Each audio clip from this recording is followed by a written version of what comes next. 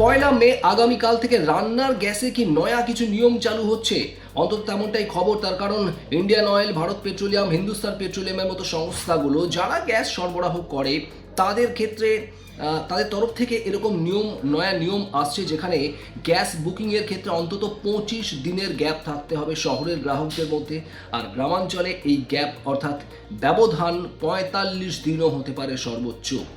এর আগে gas book করলে সেই বুকিং কিন্তু একেবারে স্বয়ংক্রিয় ব্যবস্থায় বাতিল হয়ে যাবে, এমনই নিয়ম।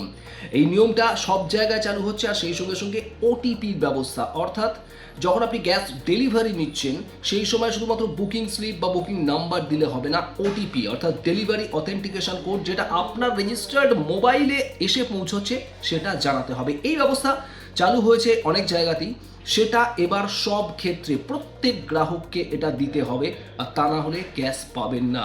মূলত কালোবাজারি, রান্নার গ্যাসের অপব্যবহার, এগুলো রুখতেই এই ব্যবস্থা একেবারে সব জায়গায় চালু হচ্ছে আগামীকাল থেকে, এমনটাই খবর। আর সেই সঙ্গে রান্নার গ্যাসের দাম কি আবারও বাড়বে? 5 রাজ্যের ভোট শেষ হয়ে গিয়েছে, তাই এই আশঙ্কাটাও কিন্তু থাকছে। নজর থাকবে আমাদের সেই দিকে।